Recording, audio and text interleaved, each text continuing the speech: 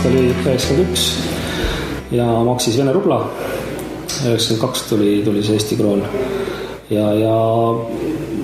oli mõte, et Tehnikaülikoolis siis suunamis enam ei toiminud, et midagi on vaja nagu hakata nagu ette võtma, et tahaks midagi ise teha. Ja eks me olimegi vähe sellises seisus, et suunamist polnud, töökohta pidid ise hakkama vaatama ja tol hetkel olid just hakanud tekkima need kooperatiivid ja sellised ühisettevõtted ja kõik see tundus nagu väga põnev. Ja meil peale tahtmise mitte midagi muud ei olnud, raha olnud, üliõpilased nagu me olime, oli ainult suur tahtmine ja läksime sinna, joonistasime kombaini maha, tegime detailideks ja tulime siia erinevatesse tehastesse, et tehke see valmis, palju see maksab ja müüsime selle siis Soome maha ja niimoodi ta nagu tasapisi läks ja mis oli võib-olla oluline moment ja otsus selle juures, et esimesed rahad kui saime, siis me ei ostunud mitte nahtagi ja 09, vaid ostsime puurpingi ja keevituse, et saaks ise rohkem mingisuguseid protsesse teha. Ja juhtumisi sellel metallitöö, kellele me metallitööd tegime, tema naabrimees tegeles siis rennide torude, vihmarennide torude ja siis katustega. Mingil hetkel see renni, vihmarenni toru ja katuse asi kasvas palju suuremaks kui see metallitöö. Tänaseks me oleme Eestis kasvanud piisavalt suureks. Me oleme nüüd üle Baltikumi kaetud ja ka tegutseme ka Soomes. Eelmine aasta ostsime Soomes ettevõtte. Ehk meil on selline lähiturud on nagu kaet ja me oleme siis loonud sellise omalaadse nagu ärimudeli ehk me oleme ühest otsast nagu tehas ja teisest otsast me nagu haldame ja valdame kogu seda tarneahelat ehk tehases ostetakse toorane sisse, tuleb kaup ja kaup siis realiseeritakse lõpptarbijale ehk meil puudub edasi müüa. Ehk me olemegi ise edasi müüa, meie igas Eesti maakonnas istub meie inimene, kes müüb ja korraldab siis müüki oma maakonnas. Ehk me nagu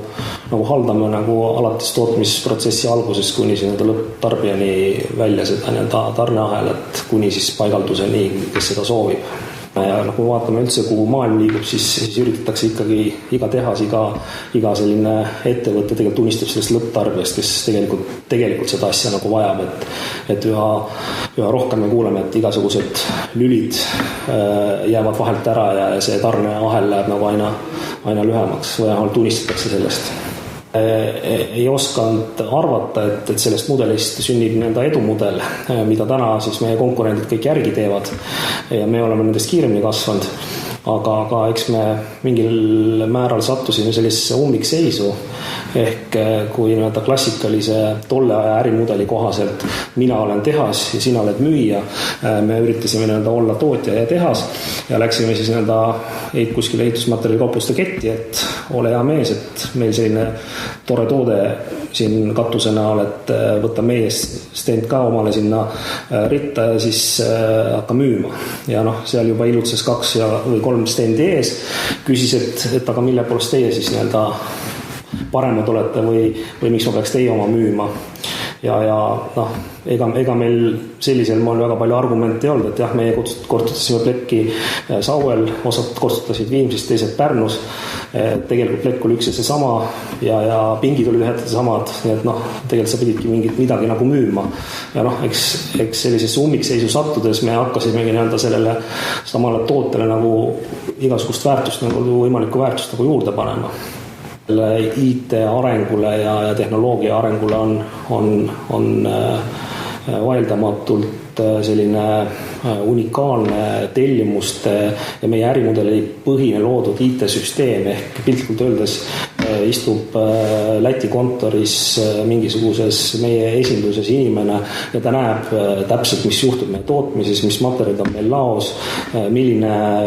plekk on just pingis ja tegelikult kõik see infovahetus toimub reaalajas ja kliendile antud lubadused on tegelikult arvutipõhiselt kõigile nähtavad ja see infovahetus toimub väga, väga efektiivselt ja kiirelt, mis tegelikult on nagu meie ärimudeli põhiselt loodud. Ehk ei ole teistes Skandinaavia ettevõtetes selliseid lahendusi tootmise ja äri juhtimiseks.